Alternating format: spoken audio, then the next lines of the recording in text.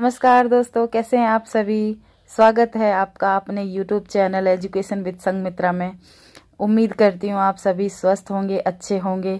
चलिए आज बात करते हैं भारतीय संविधान की विकास यात्रा में। दोस्तों बने रहिए आप हमारे साथ इस अद्भुत यात्रा में। तो चलिए बात करते हैं आज एजुकेशन विद संगमित्रा में। दोस्तों आज का हमारा टॉपिक है भारतीय संविधान की विकास यात्रा में the journey of Indian constitution. दोस्तों ये कॉन्स्टिट्यूशन तो आपने नाम सुना ही होगा कि जो संविधान है क्या क्या क्या बोलते हैं, इसका मतलब क्या है। तो दोस्तों ये संविधान है, व्हाट इज कॉन्स्टिट्यूशन, संविधान क्या है। तो दोस्तों ये जो है हमारा ये संविधान जो है एक लिखित दस्तावेज होता है। क्यों होता है ये लिखित दस्तावेज। तो दोस्तों संविधान जो है हमारा नियमों उपनियमों का एक ऐसा लिखित दस्तावेज होता है जिसके अनुसार सरकार का संचालन किया जाता है। यह देश की राजनीतिक व्यवस्था का बुनियादी ढांचा निर्धारित करता है। दोस्तों भारतीय संविधान जो है, भारतीय संविधान की विधायिका, कार्यपालिका और न्यायपालिका की स्थापना के लिए है ना। तो इसकी क्या है, हमारे 3 अंग हैं हमारी राज्य व्यवस्था में कि विधायिका है, कार्यपालिका है, न्यायपालिका की स्थापना और उनकी शक्तियों का दायित्व करने के लिए, है ना, उनकी शक्तियों का दायित्व करने के लिए तथा जनता के लिए, जनता के अधिकारों की रक्षा के लिए, है ना। तो उसमें कुछ उपबंध बनाए जाते हैं। ठीक है दोस्तों। तो प्रत्येक देश का संविधान जो होता है उस देश का आदर्श, उद्देश्य, मूल्यों का एक दर्पण होता है। क्यों होता है दर्पण। अगर किसी देश का संविधान है उसमें किसी चीज का अगर जैसे आदर्श हो गया, उद्देश्य हो गया, मूल्यों का अगर वहाँ ये चीजों का मायने ही नहीं रखता होगा तो फिर वो कैसा डॉक्यूमेंट होगा, तो उससे तो कोई फायदा नहीं होगा। तो दोस्तों ये क्या है, एक दर्पण है।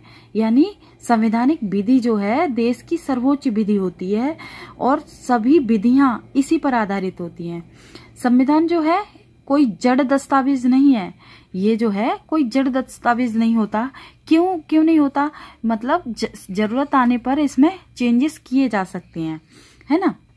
इसीलिए संविधान जो है बहुत ही जरूरी होता है किसी भी देश को चलाने के लिए। ठीक है दोस्तों, उम्मीद करती हूँ यहाँ तक दोस्तों आपको समझ में आया होगा। चलिए दोस्तों नेक्स्ट आगे देखते हैं कि इम्पोर्टेंस ऑफ कॉन्स्टिट्यूशन, यानी जो संविधान है उसका महत्व क्या है, क्यों इसे बनाया जाए। तो दोस्तों सबसे पहले हम बात करते हैं कि कानून कौन बनाएगा, है ना। कानून जो है कौन बनाएगा, फिर निर्णय लेने की शक्ति किसके पास होगी, समाज को बुनियादी पहचान प्रदान कौन कराएगा। 3 अंग जो है कार्यपालिका, विधायिका और न्यायपालिका। 3 अंग कौन कौन से, एक कार्यपालिका हो गया, विधायिका हो गया, न्यायपालिका हो गया। कार्यपालिका विधायिका के प्रति उत्तरदायी होती है। कार्यपालिका जो है, कार्यपालिका शक्ति किसमें होती है, संघ की कार्यपालिका शक्ति राष्ट्रपति में निहित होती है। और विधायिका किससे मिलकर बनती है। विधायिका में 3 लोग होते हैं, है ना। एक संसद हो गया, संसद के बाद संसद जो है हमारी 2 सदनी होती है। उसमें क्या है, एक लोकसभा हो गई, एक राज्यसभा हो गई, है ना। तो ये मिलकर तो राज्यसभा जो है वो परमानेंट हाउस होता है और लोकसभा जो होता है वो अस्थायी होता है ना। और राज्यसभा को कभी भी विघटन नहीं किया जा सकता, मतलब कभी भी उसका हटाया नहीं जा सकता। लेकिन जो लोकसभा है उसका विघटन हो सकता है उसका, है ना दोस्तों। तो स्थायी सदन कौन सा है, राज्यसभा होता है ना। अब न्यायपालिका हो गई, तो न्यायपालिका क्या है, न्यायपालिका का काम क्या है, कार्यपालिका और विधायिका के जो बनाए हुए कानून है ना, उनका क्रियान्वयन करती है, उनका, है ना, उनकी जांच करती है ना। तो जांच कैसे करती है, वो उस पर इस न्यायपालिका पे जो है किसी भी तरह का कोई भी दबाव नहीं होता, ये स्वतंत्र होती है। ये विधायिका और कार्यपालिका से एकदम स्वतंत्र होती है। तो दोस्तों आगे देखते हैं कि ये इसमें लिखा है कि है एक आईना है ना। क्या आईना है, यानी संविधान जो है एक आईना होता है। आईना क्यों होता है, जैसे मैं भूत यानी पास्ट में जो हो गया है, वर्तमान यानी जो अब जो चल रहा है, और नेक्स्ट आगे जो जनरेशन जो भविष्य में जो होगा, है ना, होने वाला है या होगा, उसकी झलक हमें देखने के लिए मिलती है। जैसे अगर कोई कानून बनाए गए हैं तो कानून कैसे क्रियान्वित होगा और किन किन लोगों को फायदा होगा, या किस तरह से देश की शासन व्यवस्था को सुचारू रूप से चलाया जाएगा, तो इन सारी चीजों का इसमें वर्णन किया जाता है दोस्तों। तो ये यहाँ तक हमने यहाँ तक पढ़ा दिया। तो दोस्तों उम्मीद करती हूँ ये आपको सही से ठीक से समझ में आया होगा, है ना। तो अब देखते हैं दोस्तों, जो मेन बहुत ही इम्पोर्टेंट चीज़ है वो यहाँ से है कि silent feature of the constitution यानी संविधान की विशेषताएं। तो दोस्तों संविधान की विशेषताओं के बारे में हम पढ़ते हैं। हम silent feature of the constitution यानी संविधान की विशेषताओं के बारे में हम पढ़ते हैं। तो संविधान की विशेषताएं क्या हैं, तो देखते हैं। ये सारी विशेषताएं हैं दोस्तों, तो इनका एक एक करके इनका डिस्कशन करेंगे और बहुत ही इंपॉर्टेंट साबित होने वाला है ये। तो दोस्तों चलिए बात करते हैं सबसे पहले सबसे लिखित, लंबा और लिखित, यानी जो हमारा कॉन्स्टिट्यूशन जो है वो कैसा है, सबसे लंबा, यानी दुनिया का सबसे लंबा कॉन्स्टिट्यूशन है ये, और लिखित कॉन्स्टिट्यूशन है। सबसे लंबा क्यों है, तो दोस्तों जब हमारा कॉन्स्टिट्यूशन बन रहा था तो कई देशों से इसमें बहुत सारी स्रोतों का लिया गया था, जैसे डायरेक्टिव प्रिंसिपल कहाँ से लिए गए, फंडामेंटल राइट्स कहाँ से लिए गए, है ना, और इमरजेंसी पावर प्रोविजंस जो है वहाँ वो कहाँ से ली गई। तो बहुत सारी चीजें हैं वो सारे देशों से लिए गए थे। तो ये क्या है, बहुत लंबा कॉन्स्टिट्यूशन बन गया था और ये एक लिखित डॉक्यूमेंट बनाया गया था। तो दोस्तों इसमें बात करते हैं कि इसमें जब हमारा जो कॉन्स्टिट्यूशन बन गया था, बन रहा था, मतलब कंप्लीटली कब बन गया था, तो 26 नवंबर 1949 को कंप्लीटली बन गया था। और लागू कब से कर दिया गया था, 26 जनवरी 1950 में हमारा संविधान जो है लागू कर दिया गया था। तो दोस्तों जब ये संविधान बना था, है ना, मूल जो मूल कॉन्स्टिट्यूशन है उसमें कितने आर्टिकल थे, ये हमेशा क्वेश्चन में पूछा जाता है दोस्तों। तो उसमें कितने आर्टिकल थे, 395 आर्टिकल थे और 22 पार्ट थे, ठीक है दोस्तों, और 8 अनुसूचियां थी, ठीक है। तो ये 8 अनुसूचियां थी इसमें। तो इसीलिए इसमें क्या है, बहुत ही ये लंबा कॉन्स्टिट्यूशन हमारा बन गया था।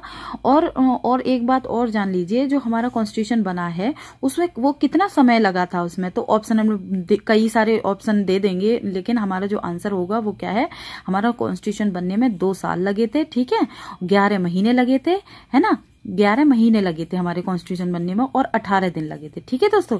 ये जो है इतना समय हमारे कॉन्स्टिट्यूशन में लगा था बनने में।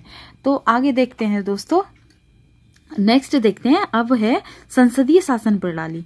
तो संसदीय शासन प्रणाली का मतलब क्या है, यानी कि हमारे किसी भी देश को चलाने के लिए, उस देश को सुचारू रूप से चलाने के लिए, यानी हमारे संविधान जो है, भारतीय संविधान जो है ब्रिटेन की तरह संसदीय शासन प्रणाली अपनाए हुए है। कैसी प्रणाली, संसदीय शासन प्रणाली के तहत ही अपने शासन का संचालन करता है, जो कि विधायिका और कार्यपालिका के मध्य समन्वय और सहयोग बना रहता है इससे, है ना। विधायिका होती है और कार्यपालिका होती है, उनका एक दूसरे से समन्वय रहता है, कोऑर्डिनेशन बना रहता है। तो ये तो हमारी जो संसदीय लोकतंत्र के अंतर्गत सरकार की भूमिका जो है बहुत ही अहम होती है, जिसमें राष्ट्रपति हो गया, राज्यपाल हो गया, जहां कार्यपालिका के नाम मात्र के प्रधान के होते हैं, मतलब कि राष्ट्रपति और राज्यपाल जो होता है, देश में राष्ट्रपति हो गया और राज्य में क्या हो गया, राज्यपाल हो गए। तो इन राष्ट्रपति और राज्यपाल की जो शक्तियां हैं वो कार्यपालिका की नाम मात्र की शक्तियां होती हैं। लेकिन हम यहाँ से और बात करेंगे कि जो नाम मात्र का कौन होता है, एक राष्ट्रपति और राज्यपाल, यानी कार्यपालिका के नाम मात्र की शक्तियां इनके पास होते हैं। वहीं प्रधानमंत्री और मुख्यमंत्री और मंत्रिपरिषद, है ना, मंत्रिपरिषद जो है वो कार्यपालिका के वास्तविक प्रधान होते हैं, क्योंकि सारी शक्तियां जो हैं वो प्रधानमंत्री, है ना, मुख्यमंत्री और मंत्रिपरिषद के पास होती हैं। तो भाई राष्ट्रपति और राज्यपाल जो है वो तो बता देंगे कि ये काम ऐसे होगा, लेकिन मेन पावर जो होती है वो प्रधानमंत्री और मुख्यमंत्री और मंत्रिपरिषद के पास होती है, ठीक है दोस्तों। तो हमारी भारतीय जो संसदीय लोकतंत्र का आशय यह हुआ कि संसद जो है वो दुसदनात्मक व्यवस्था है, ठीक है। दुसदनात्मक मतलब एक लोकसभा है और राज्यसभा है, ठीक है। जो लोकसभा में लोगों के द्वारा चुने हुए लोग जाते हैं, लोकसभा में कैसे लोग जाते जाते हैं प्रत्यक्ष रूप से लोगों के द्वारा चुने हुए मेंबर उसमें जाते हैं, जिनको हम मेंबर ऑफ पार्लियामेंट कहते हैं ना। और वहीं होती है, वहीं राज्यसभा होगी तो राज्यसभा के भी इसी तरह से चुनाव होता है, लेकिन राज्यसभा जो होती है वो अपर हाउस होता है और परमानेंट हाउस होता है, लेकिन लोकसभा परमानेंट नहीं होती है। आगे देखते हैं दोस्तों, स्वतंत्र एवं निष्पक्ष न्यायपालिका। ये आप समझते हैं इसमें स्वतंत्र एवं निष्पक्ष न्यायपालिका, इसका मतलब क्या हुआ कि हमारा जो जुडिशरी है हमारी, तो वो कैसी है, वो स्वतंत्र है, उस पर किसी भी तरह का कोई दबाव नहीं है। ठीक है दोस्तों, तो हमारी हमारा जो सुप्रीम कोर्ट है और हाई कोर्ट है और डिस्ट्रिक्ट कोर्ट है, वो सबसे पहले हम क्या देखेंगे, सबसे पहले होगा सुप्रीम कोर्ट, जिसे हम शॉर्ट में एससी भी बोल देते हैं, है ना। फिर होगा एचसी हाई कोर्ट, फिर होगा डिस्ट्रिक्ट कोर्ट, है ना, सत्र न्यायालय भी जिसे बोलते हैं, है ना, डिस्ट्रिक्ट कोर्ट हो गया। तो सबसे ऊपर ये हो गया, फिर उससे नीचे ये हो गया, फिर इससे नीचे ये हो गया। तो यानी हमारी भारतीय संसदीय प्रणाली जो है ना, ब्रिटिश संसदीय प्रणाली की तरह ही है ना, और जिसमें क्या है, सर्वोच्च न्यायालय और न्यायिक समीक्षा की शक्तियों के माध्यम से असंवैधानिक कानूनों को अवैध घोषित कर सकता है। ठीक है दोस्तों, और हम जो है हमारे फंडामेंटल राइट का जो संरक्षण भी कहलाते हैं हम सर्वोच्च न्यायालय को। ठीक है दोस्तों, आगे देखते हैं फंडामेंटल राइट्स। ये फंडामेंटल राइट्स क्या होते हैं, है ना, तो इनके बारे में देखेंगे। फंडामेंटल राइट्स जो हैं वो मौलिक अधिकार जो हैं वो पार्ट कौन से में दिए गए हैं, ये हमेशा क्वेश्चन पूछा जाता है कि ये फंडामेंटल राइट्स हैं कौन से पार्ट में डिवाइडेड हैं। तो ये पार्ट 3 में है, और आर्टिकल कहाँ से कहाँ तक है, तो ये अनुच्छेद जो है 1235 दिए गए हैं। ठीक है दोस्तों, ये 12 से 35 दिए गए हैं, और हमारे हैं कितने फंडामेंटल राइट, 6 हैं हमारे। ठीक है, और जिसमें एक 7th था, वो क्या नाम है, राइट टू प्रॉपर्टी को अब आर्टिकल 300A में डाल दिया गया है। ठीक है दोस्तों, तो ये जो अमेंडमेंट हुआ था 44वां अमेंडमेंट हुआ था, और 19 कौन सी थी, 1978 में। ठीक है दोस्तों, तो इसको ये एक लीगल राइट बन गया है, राइट टू प्रॉपर्टी वाला। तो टोटल ये हमारे आर्टिकल जो हैं वो 6 आर्टिकल हैं, है ना, जो ये राइट टू इक्वलिटी हो गया, राइट टू फ्रीडम हो गया, है ना। तो इस तरह से हमारे 6 अधिकार हैं।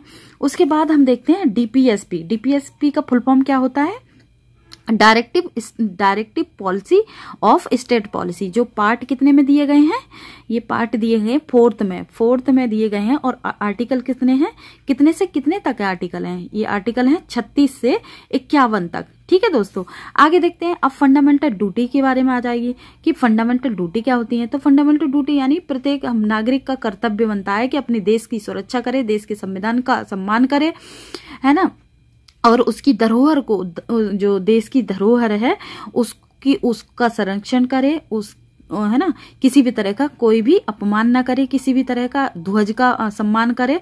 तो हमारे जो ड्यूटीज हैं वो ड्यूटीज कितनी है ना, ड्यूटीज 11 हैं। ठीक है, और पार्ट किस में दिए गए हैं, 4th A में दिया गया है।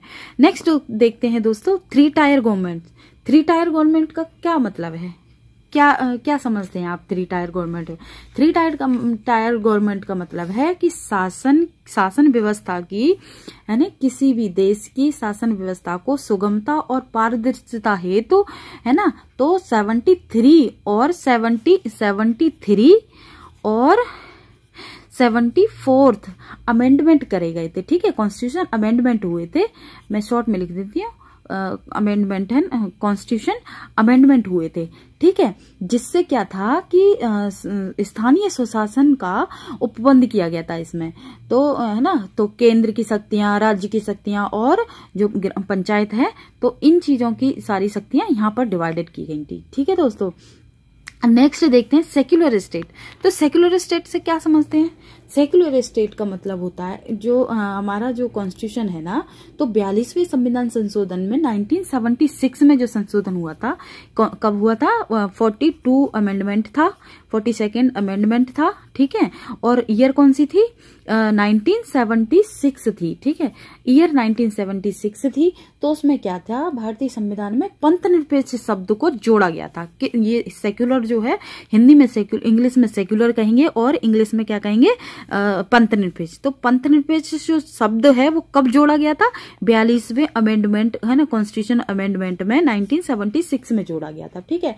यानी पंथ निरपेक्ष का तात्पर्य है कि सरकार द्वारा कोई भी ऐसी नीति नहीं बनाई जाएगी जिससे किसी भी व्यक्ति के धर्म से रिलेटेड हो, और मतलब किसी भी तरह का कोई किसी पर थोपेगा नहीं, मतलब निष्पक्ष रहेगा, है। राज्य किसी भी धर्म से निष्पक्ष रहेगा, एकदम अलग रहेगा।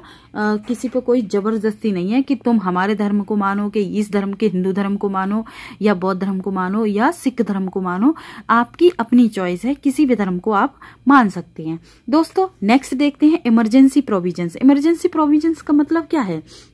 जो आपात, इंग्लिश हिंदी में बोलते हैं आपात प्रोविजंस, ठीक है।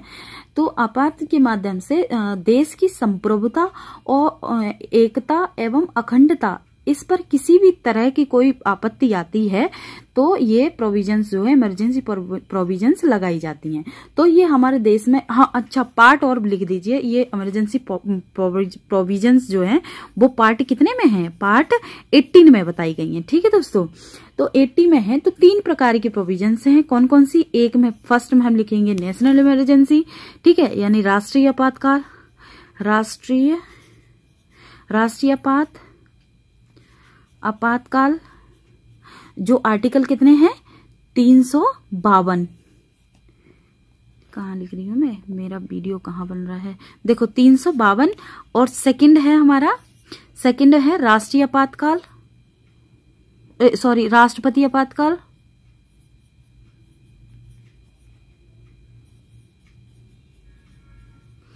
है ना। ये आर्टिकल कितना है?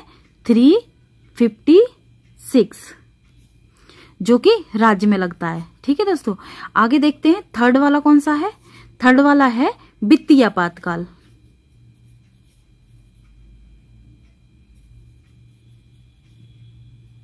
ठीक है। वित्तीय आपातकाल कितना है? आर्टिकल 360, ठीक है। तो वेरी वेरी इंपॉर्टेंट है दोस्तों, ये यहाँ से पूछ लेंगे कि राष्ट्रीय आपातकाल का जो लगता है वो कितने अनुच्छेद में है ना, कितना आर्टिकल है में लगता है। राष्ट्रपति आपातकाल जो लगता है वो कितना आर्टिकल है, और वित्तीय आपातकाल लगता है वो कितना आर्टिकल है। तो इस तरह से दोस्तों हमारा ये यहाँ पर इमरजेंसी प्रोविजंस का पार्ट हो गया। तो नेक्स्ट है सार्वभौमिक वयस्क मताधिकार। सार्वभौमिक वयस्क मताधिकार का मतलब है कि पहले क्या था, पहले 21 है ना, 21 ईयर का कोई भी व्यक्ति होता था तो उसको वोट देने का अधिकार था, ठीक है। लेकिन क्या हुआ, समय के अनुसार 1989 में क्या हुआ, 89 में है ना, तो 61वें संविधान संशोधन हुआ था। कितना?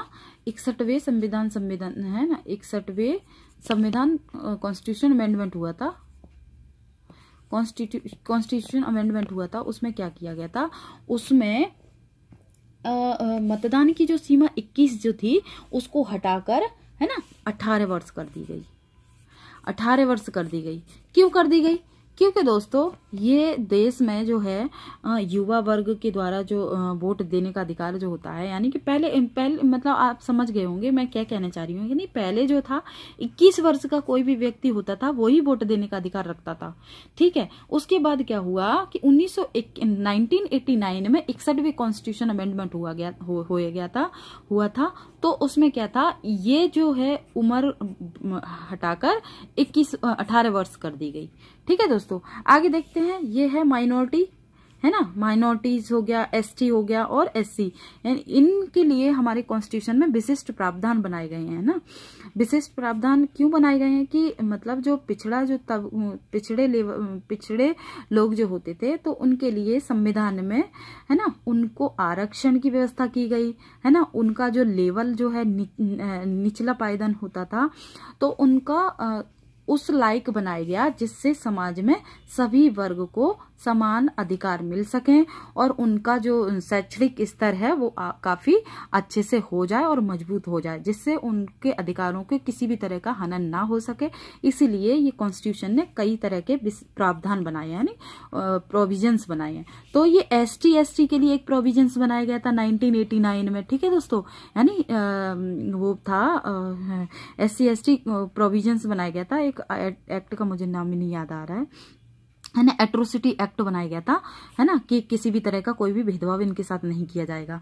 नेक्स्ट है दोस्तों कि नम्यता एवं अनम्यता का मिश्रण। इसका मतलब आप समझते हैं, यानी इसका मतलब है ए मिक्सचर ऑफ फ्लेक्सिबल, है ना, फ्लेक्सिबिलिटी है हमारे कॉन्स्टिट्यूशन में, और कैसी है, इनफ्लेक्सिबिलिटी है, यानी समय आने पर उसमें परिवर्तन किए जा सकते हैं। ये नहीं कि जैसा हमारा संविधान बन गया वैसा के वैसा ही चलता रहेगा, नहीं, समय आने पर, जरूरत पड़ने पर उसमें बदलाव किए जा सकते हैं, है ना। किसको ध्यान में रखकर, कॉन्स्टिट्यूशन में जो जो जो बहुत इंपॉर्टेंट जो चीज बनाई गई थी, उनके आदर्श बनाए गए थे, है ना, और उनको ध्यान में रखकर उनमें परिवर्तन किए जा सकते हैं। आगे देखते हैं दोस्तों। अच्छा, तो ये जो है ना, तो कब इसमें अमेंडमेंट, मतलब संविधान जो बनाया गया उसमें 368, है ना, ये क्या है, 368 में अमेंडमेंट किए जा सकते हैं। यानी किसी भी तरह की अगर कोई दिक्कत होती है या किसी प्रकार के अधिकारों का हनन होता है, यानी कुछ जरूरी है ना, कुछ जरूरी प्रोविजंस ऐड की जाएंगी कॉन्स्टिट्यूशन में, तो उसमें अमेंडमेंट हो सकता है। ये अनुच्छेद याद रखिए दोस्तों, ये हमेशा बार बार पूछा जाता है कि 368 जो आर्टिकल है वो किससे संबंधित है। तो ये दोस्तों अमेंडमेंट यानी संविधान की संशोधन की जो प्रक्रिया है वो इसको बताता है, ठीक है। आगे देखते हैं कि एकल नागरिकता। एकल नागरिकता यानी क्या होता है? एकल जो नागरिकता है, सिटीजनशिप जो है हमारे कॉन्स्टिट्यूशन में पार्ट 2 में आता है, और आर्टिकल कितने हैं, 5 से लेकर 11, है ना, 5 से 11 तक का इसमें वर्णन किया गया है। नागरिकता का मतलब क्या आता है कि जन्म के द्वारा, वंश क्रम के द्वारा, रजिस्ट्रेशन के द्वारा, है ना, देशीकरण के द्वारा, है ना। तो इसका मतलब है कि जो व्यक्ति इस देश में जन्मा है तो वो एक नागरिक है, ठीक है दोस्तों। तो उम्मीद करती हूँ आपको ये सेशन बहुत ही पसंद आया होगा दोस्तों। अपने दोस्तों को लाइक करें, शेयर करें, और हर रोज वीडियो लेकर आ रही हूँ, कुछ ना कुछ आपको सिखा कर जा रही हूँ। तो दोस्तों मुझे उम्मीद रहेगी आप इस सेशन को लाइक करेंगे, पसंद करेंगे, शेयर करेंगे। तो दोस्तों नमस्कार, कमेंट करके जरूर बताइएगा आपको हमारा सेशन कैसा लगा। नमस्कार।